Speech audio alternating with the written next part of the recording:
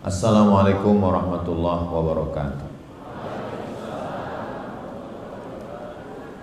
Kalau Tuan pergi ke Batam, jangan lupa membeli kerang.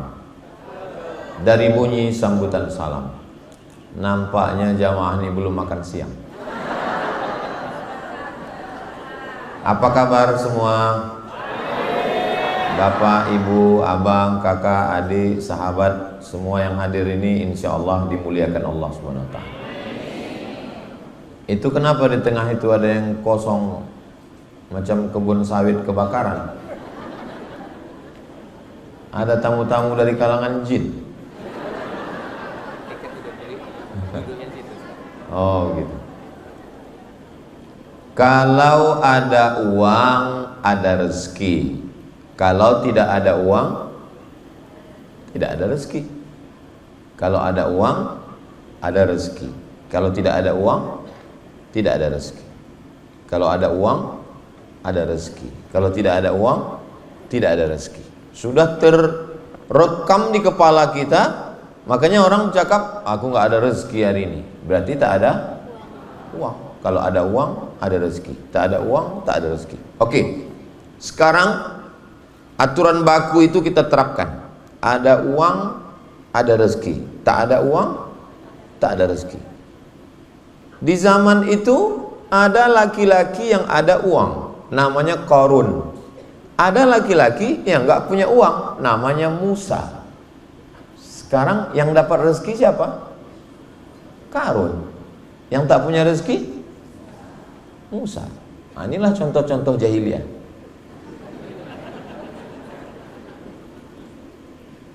Mindset, main otak, settingan otak kita memang udah dirusak. Kalau itu standar kita pakaikan ke dalam sejarah Nabi, berarti yang dapat rezeki itu Qarun, sedangkan Nabi Musa tidak dapat rezeki. Betapa menyesatkannya. Makanya yang perlu diluruskan itu otak, main otak, settingan, aturan otak itu mesti diluruskan. Tapi ada juga yang bilang mindset itu artinya main otak setan, mindset otak setan. Kalau ada kuasa, ada rezeki. Kalau tidak ada kuasa, tidak ada rezeki. Kalau berkuasa, berarti dapat rezeki. Kalau tidak berkuasa, berarti tidak dapat rezeki. Sudah terekam di kepalanya. Ada kuasa, ada rezeki. Tidak ada kuasa, tidak ada rezeki. Kalau itu dijadikan standar dan diterapkan pada kisah Nabi Ibrahim, Namrud berkuasa, Nabi Ibrahim tidak berkuasa, malah dibakar oleh Namrud. Pertanyaannya, kalau dipakai yang metode tadi, siapa yang dapat rezeki? Namrud. Siapa yang tak dapat rezeki? Ibrahim. Berarti ada yang salah dengan cara berpikir kita. Tadi tentang uang, Qarun dengan Musa. Tentang kuasa, Namrud dengan Ibrahim. Ada jodoh, ada rezeki. Tak ada jodoh, tak ada rezeki. Kalau ada jodoh, berarti ada rezeki. Kalau punya istri, ada rezeki. Tak punya istri, jomblo. Nabi Isa ada istrinya? Enggak ada. Nabi Yahya tak ada istrinya. Masa Nabi nggak dapat rezeki? Mesti diluruskan cara berpikir kita. Lalu rezeki itu apa? Apakah rezeki itu uang? Apakah rezeki itu kekuasaan? Apakah rezeki itu istri? Rezeki adalah semua yang membawa kita kepada mendekatkan diri menuju Allah. Itulah rezeki. Kalau dengan kekuasaan kita bisa dekat dengan Allah, berarti kekuasaan kita rezeki. Kalau dengan istri kita bisa dekat dengan Allah, kalau punya suami kita dekat dengan Allah, berarti itu adalah rezeki. Kalau kita punya harta, kita bisa bangun masjid, bangun pondok pesantren, buat beasiswa tahfiz gratis, berarti dengan harta bisa dekat Allah, rezeki. Tapi kalau punya harta hanya untuk dugem, dugem artinya duduk sambil gemetar.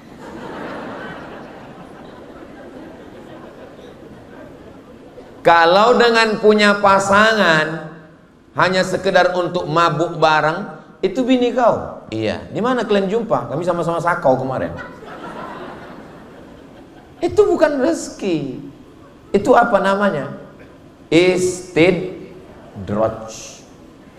Tolong luruskan cara berpikir. Makanya tadi saya tanya, sudah makan siang atau belum?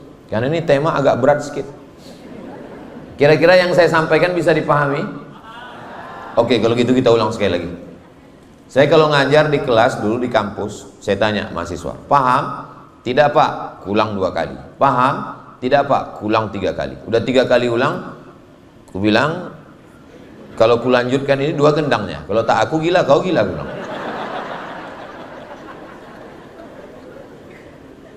Rezeki, jodoh, anak, jabatan, harta belum tentu sebagai rezeki. Dia bisa jadi istidraj. Fir'aun punya kekuasaan, Namrus punya kekuasaan, Karun punya harta, tapi tidak sebagai rezeki. Dia hanya sebagai azab.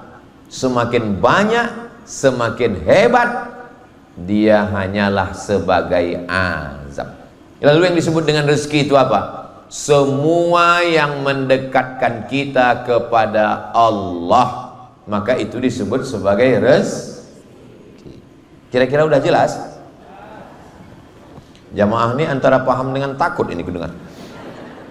Oke, kalau begitu berapa macam rezeki itu Pak Ustadz? Rezeki ada 7. Yang bisa nyatat, catat. Yang tak bisa tak usah paksakan. Kenapa? Karena ini bisa ditonton ulang di channel Ustadz Abdul Somad Official. Subscribe, like, share, and comment.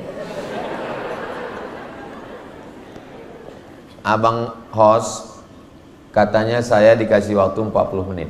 Jadi nanti habis 40 menit saya serahkan, baru kita lanjutkan dengan dialog. Dan yang 5 pertanyaan tadi saya tulis, nanti saya jawab satu-satu insya Allah. Ingatkan saya lagi, rezeki yang pertama adalah waktu. Itulah rezeki yang pertama. Kenapa rezeki yang pertama itu waktu?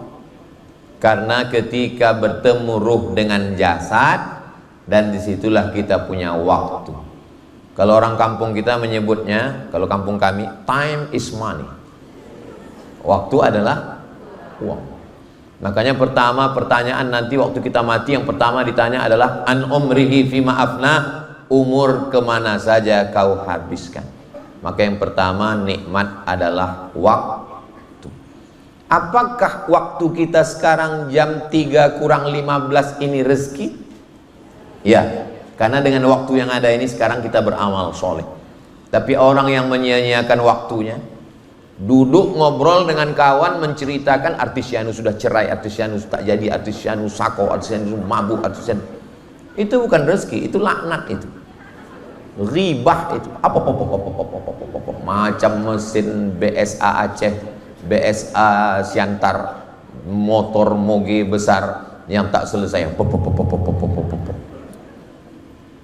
Maka nikmat yang pertama adalah waktu. Kita bersyukur sampai siang ini kita masih dikasih waktu. Apakah sampai besok pagi kita masih dapat waktu? Waktu itu bahasa Arabnya ajal. Likulli ummatin ajal. Setiap orang punya waktu. Idza jaa ajaluhum, kalau waktunya tiba, la yastakhiruna sa'atan wa la yastaqdimun. Tak bisa dimajukan, tak bisa dimundurkan. Makanya ketika orang sudah meninggal disebut, kenapa dia meninggal? Sudah sampai ajalnya. Ajal artinya waktu. Waktu tak bisa ditambah. Abdul Somad ditakdirkan meninggal tahun kira-kira 150 tahun lagi lah. Saya tidak pernah minta umur saya panjang-panjang kali. Karena saya tengok orang sekarang, asal lewat 40, 50, asal jumpa mulai bertanya, apa sakit kau? Aku diabetes mellitus. Kau? Aku jantung koroner. Kau? Asam urat. Kau? Asam lambung. Kau? Asam pedas. Makin bertambah umur, makin kecil suara. Mulai 60, 70 makin kecil suara. Kau pakai pempes apa? Ustadz nih kayaknya nyindir-nyindir aku nih. Kunci dengar ceramah Ustaz Somad, kuncinya satu, jangan tersinggung. Ada beberapa jamaah tersinggung, pulang, meninggal.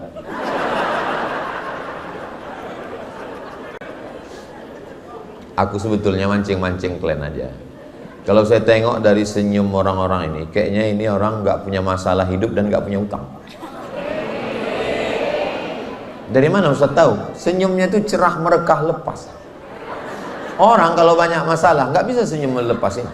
Kita setengah mampus kita mancingnya, capek kita mancingnya, paling kita hanya sedikit. Kalau ini memang betul-betul tak punya masalah hidup dan tak punya hutang piutang. Mudah-mudahan yang ada masih ada utang dilunaskan Allah Ta'ala. Wah, banyak juga orang yang berutang. Bersyukur kita sama Allah, kita masih dikasih waktu, dan waktu hari ini sebagai rezeki apa sebagai laknat? Sebagai rezeki ini sekarang. Abdul Somad, kau kukasih waktu tadi pagi kemana? Pagi tadi pengajian di sini bersama tokoh-tokoh masyarakat membahas tentang wakaf sodakoh membangun Zayan Insani Sejahtera. Abdul Somad, siang tadi kukasih kau waktu untuk apa? Siang tadi aku berkumpul, katanya jamaahnya mau diundang semua milenial, rupanya yang hadir kolonial. Ustaz Somad, nanti kita buat acara lebih 1000 orang, anak muda semua, katanya. Pas ku tengok tua-tua orang. Aku bilang sama penitia, itu banyak orang tua. Aku tengok, itu bukan orang tua Ustaz, itu adalah anak muda yang terjebak di tubuh yang tua. Ini semua yang hadir ini anak-anak muda sudah. Alah, dibilang anak muda nggak mau tepuk tangan. Semua yang hadir ini adalah anak-anak muda karena semangatnya muda. Allahu Akbar. Orang tua memang gitu bunyi takbirnya. Nah, betapa banyak orang kalau sudah sampai masanya tak ada lagi waktu. Kapan itu? Di ruang ICU. Apa pula kalian bilang ICU? Memang ICU tulisannya di situ. Siapa yang bilang itu ICU bohong? ICU tulisannya. Bohong. Kenapa ditulis di situ ICU? Karena memang ruangan itu hanya bisa dilihat dari luar, dari dalam keluar tak bisa. Judulnya kalau bahasa kampung kita ICU, you don't see me. Aku ison delok sampean, sampean ora ison delok aku. Saudaraku yang dimuliakan Allah Subhanahu wa taala, bersyukur kita masih punya waktu. Waktu saya untuk Medan Sumatera Utara 1 tahun 4 hari. Saya datang ke Sumatera Utara ini hanya 4 hari. Datang hari Jumat, hari ini hari Sabtu, besok hari Ahad, hari Senin saya pulang. Saya di Sumatera Utara ini cuma 3 malam. Malam Sabtu, malam Ahad, malam Senin. Habis itu saya pulang ke Riau. Nanti hari Jumat keluar lagi ke Kalimantan, nanti keluar lagi. Selama masih ada waktu, jangan pernah kosong untuk kebaikan. Fa idza faragta fansab wa ila rabbika farghab. Nikmat yang pertama, rezeki yang pertama adalah waktu. Yang kedua, rezeki yang kedua adalah iman. La ilaha illallah Muhammadur Rasulullah sallallahu alaihi wasallam. Apakah semua orang dapat rezeki iman? Tidak. Innaka lan tahdi man ahbabta, kau tidak bisa memberikan hidayah kepada orang yang kau sayangi, kau cintai. Walakinnallaha yahdi man yasha. Allah memberikan hidayah kepada siapa yang Dia kehendaki. Makanya nikmat yang besar ini kita syukuri. Alhamdulillahi rabbil alamin. Nikmat terbesar adalah nikmat iman.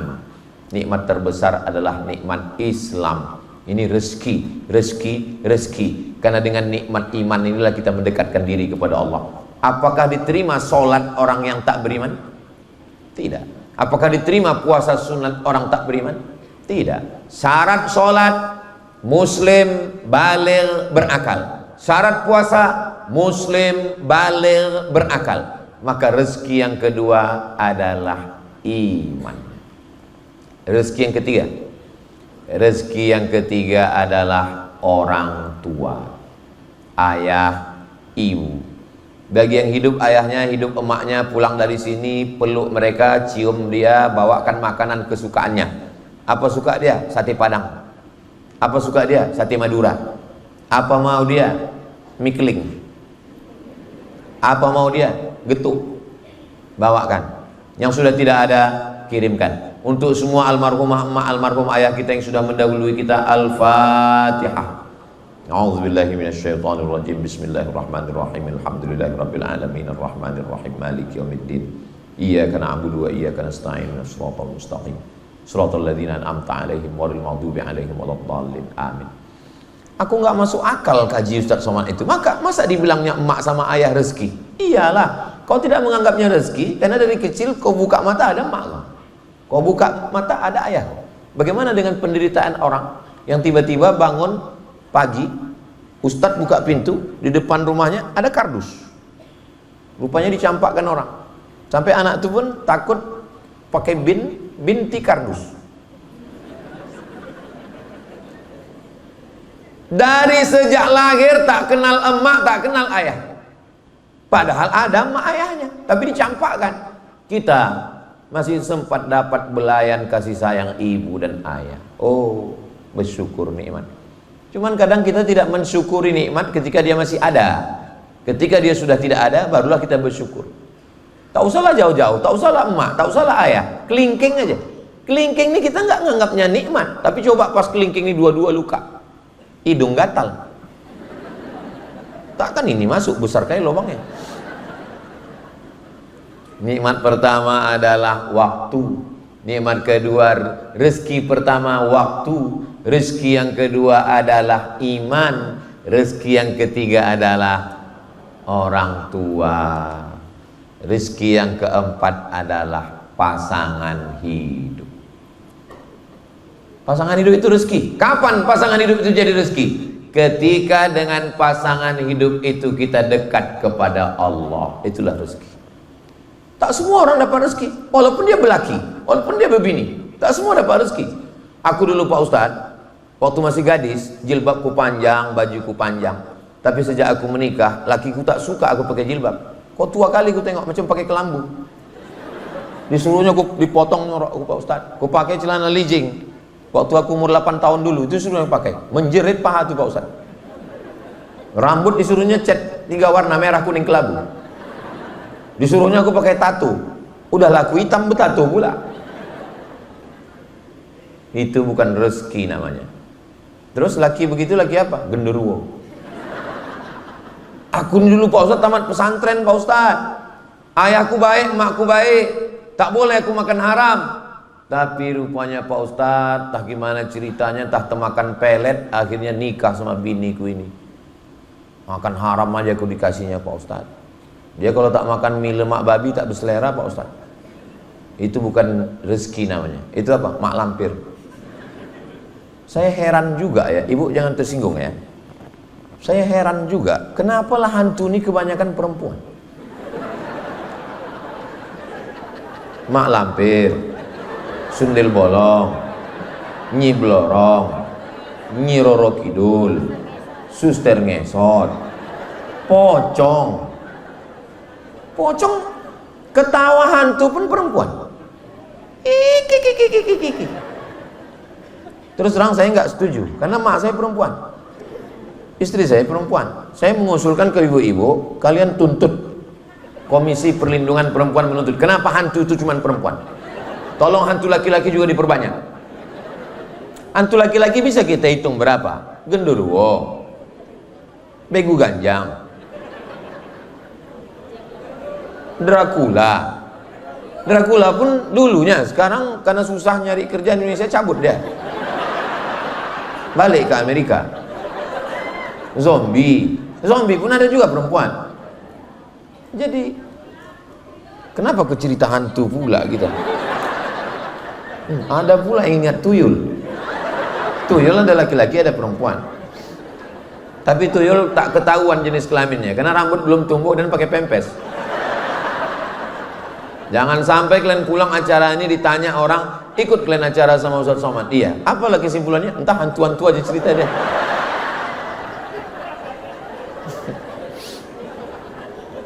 Rezeki yang pertama waktu, rezeki yang kedua iman, rezeki yang ketiga orang tua, rezeki yang keempat pasangan hidup. Aku Pak Ustadz nggak nyaman kali aku dengan biniku ini. Kenapa? Setiap aku pulang ditanyanya, abang tinggal di hotel mana, hotel syariah apa konvensional? Baju koko yang ku masukkan ke koper kemarin sudah dipakai sholat atau tidak? Kain panjang yang kemarin sudah dipakai sembahyang atau tidak? Itu kolor diganti sehari berapa kali? Duit SPPD, uang tunjangan, uang sipak, uang sundul, gaji dipakai kemana? Kunci motor mana? Pulang sama siapa? Jalan jam berapa? Itu bukan istri, itu security syariah.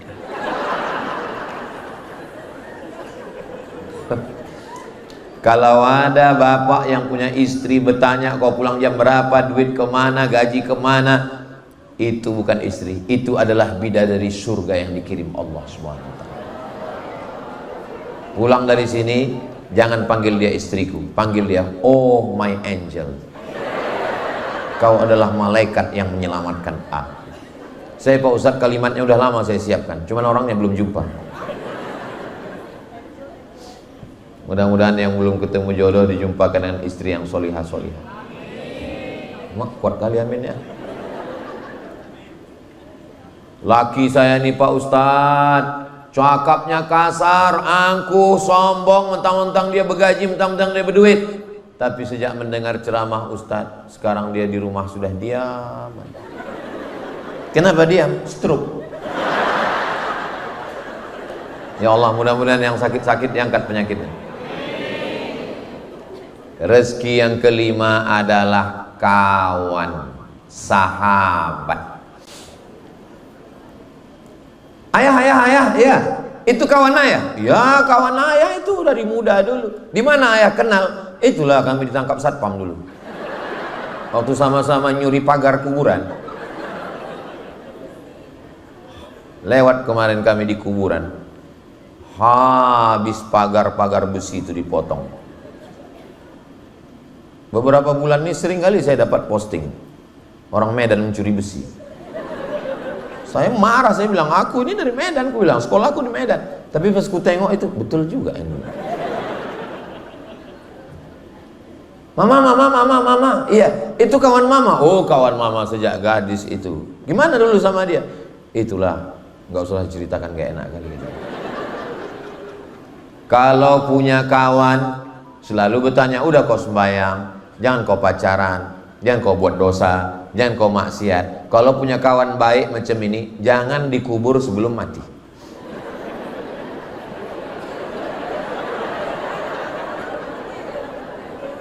Saya alhamdulillah dalam perjalanan hidup saya ini, saya punya kawan-kawan the best yang luar biasa. Dulu waktu saya sekolah di Muallimin Medan, saya dulu kuliah sekolah tahun 1990, masuk Muallimin Al-Wasliyah Unipa Jalan Sisingamangaraja.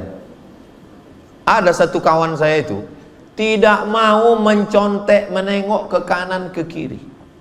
Dia kalau ujian fokus saja menengok meja. Rupanya jawaban itu udah ditulisnya di meja semua. Ada. Tapi ada kawan yang tidak mau mencontek, tidak mau cabut, tidak mau bolos, tidak nakal. The best, orang baik. Sekarang kerja di kantor Kementerian Agama. Namanya hafal Quran 30 juz. Namanya Ustadz Mar'i Muhammad. Orang baik. Satu lagi lulus jadi tentara. Namanya Ustadz Muhsin. Baik. Saya kawan itu yang ingat, saya ingat tuh dua. Yang paling baik sama yang paling jahat. Makanya kalau kita mau diingat orang, dua lah. Kalau tidak jadi Musa, jadi Fir'aun. Kalau kawan yang setengah-setengah, payah kita ingatnya. Ingat sama aku, Mat. Ingatlah, kau kan Fir'aunnya dulu.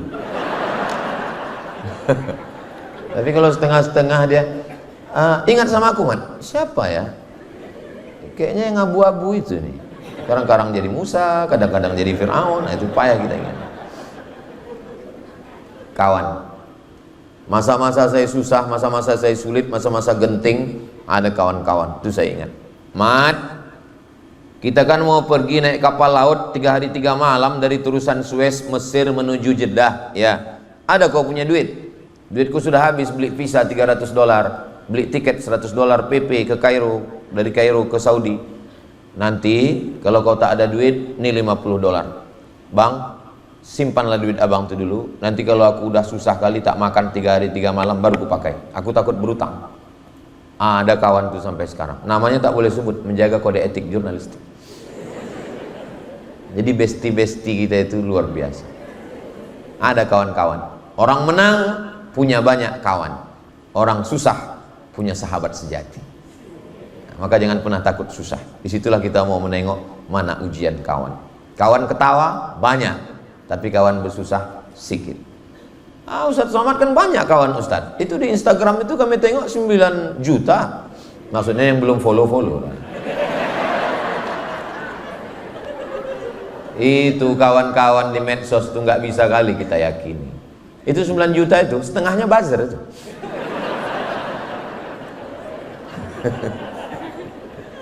Nah, jadi kalau punya kawan yang baik tetap jaga. Kenapa susah mencari kawan yang baik di zaman sekarang? Kira-kira betul tak betul?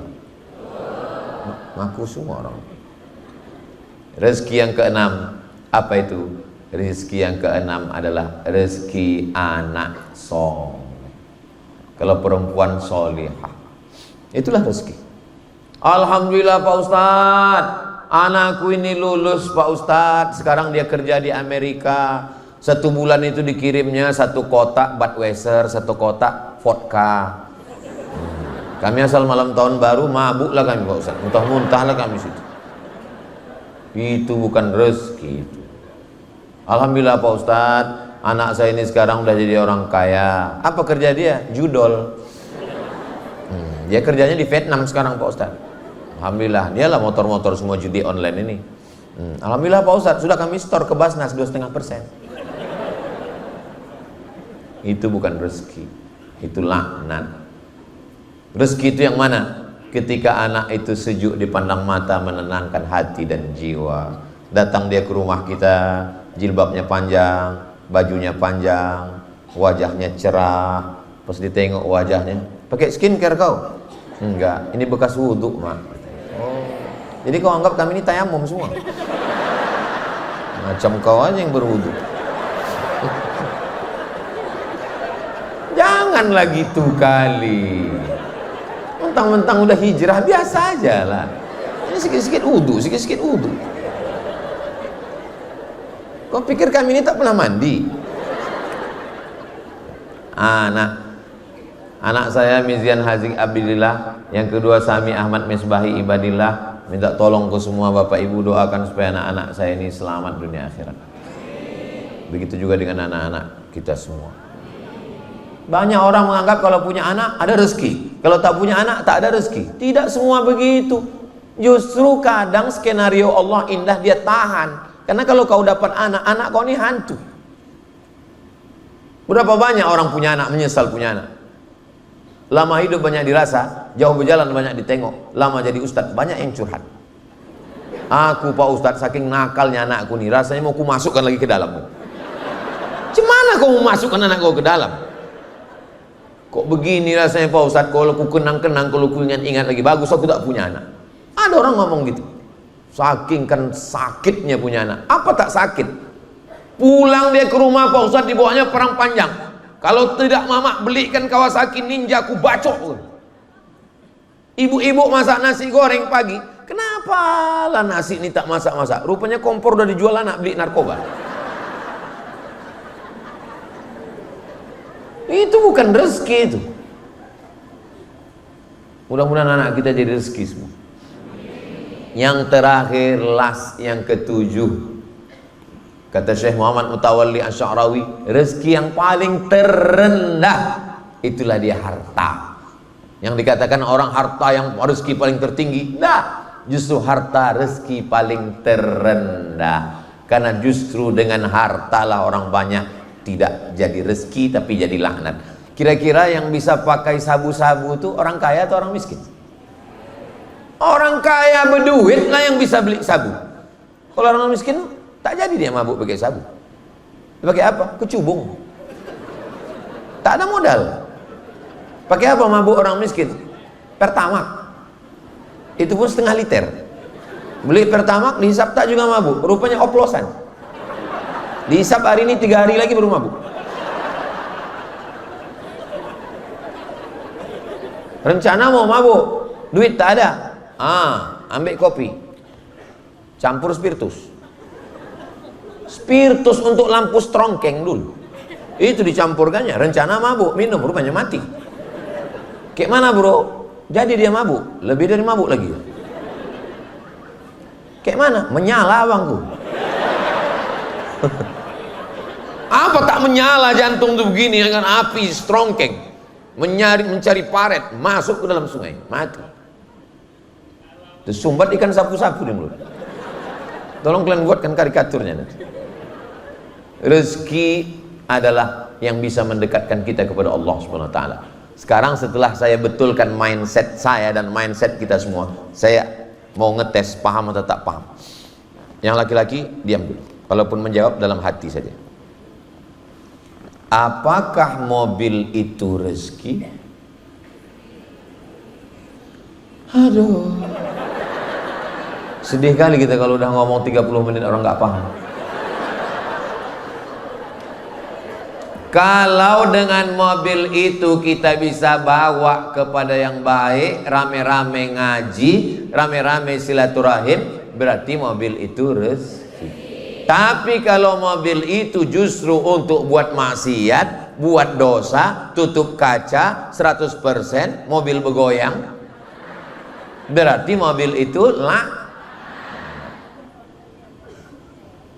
Sekarang yang perempuan diam dulu, laki-laki saya tanya. Apakah duit itu rezeki? Mati kita. Kalau dengan duit itu kita bisa bangun masjid, dengan duit kita bisa menyantuni anak yatim, dengan duit kita bisa membangun panti jompo, dengan duit kita bisa menyekolahkan fakir miskin du'afa, berarti duit itu adalah rezeki. Tapi kalau dengan duit itu kita justru buat maksiat, berarti dia laknat, bukan rahmat. Kira-kira yang saya sampaikan ini bisa dipahami? Mudah-mudahan terpahamkan kita semua bahwa kita minta sama Allah, bukan ngotot maksa Allah. Ini sekarang banyak orang, dia punya proposal, dipaksanya Allah untuk ikut dia. Ya Allah, nikah adalah rezeki, jodoh adalah rezeki, maka ini rezeki bagiku. Kalau memang dia belum ada jodoh, jadikan aku jodohnya. Kalau jodohnya sudah ada, matikan jodohnya. Apa ini? Hubungan kita dengan Allah itu bukan antara bawahan dengan atasan. Hubungan kita dengan Allah bukan antara karyawan dengan direktur perusahaan. Hubungan kita dengan Allah itu minta. Ya Allah, kalau memang dia ini rezeki bagiku, bisa menolong imanku, maka pertemukanlah kami. Tapi kalau tidak, jumpakan juga lah ya Allah. Aku yakin rencanamu jauh lebih indah. Aku yakin rencanamu jauh lebih indah. Gak bisa saya menerima takdir ini, terlalu menyakitkan Pak Ustadz. Saya yang menemani dia SNMPTN, saya mengajak dia dulu KKN, saya mengantar dia ke kampus. Tapi pas giliran walimahnya Pak Ustadz dengan orang lain Pak Ustadz. Kuatkan imanmu, yakinkan bahwa Allah punya rencana yang lebih indah. Datang ke hotel kalau kebetulan diundang, kalau tidak jangan. Naik ke atas, ucapkan barakallah lakuma wa baraka alaikuma wa jama'a bainakuma fi khair. Tunjukkan kau hebat. Kalau mau nangis nanti selesai dari sini pergi kau ke Belawan. Udah agak-agak dekat-dekat laut itu nangis lo kau sudah. Jangan kau nangis depan orang. Apalagi kau buat video, kau upload pula. Di komen orang lah, mampus lah kau.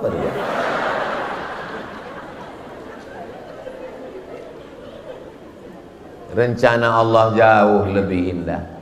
Saya punya rencana, Allah punya rencana. Yang lebih indah rencana saya atau rencana Allah? Rencana Allah. Aku mesti selesai S1 di Mesir 4 tahun. Habis itu aku mesti ke Sudan 2 tahun. Habis itu aku mesti doktor 2 tahun.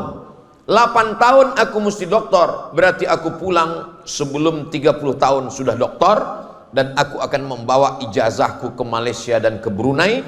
Aku mau jadi dosen, aku pulang ke rumah, ku senangkan emak ayahku. Itu cita saya, itu rencana saya.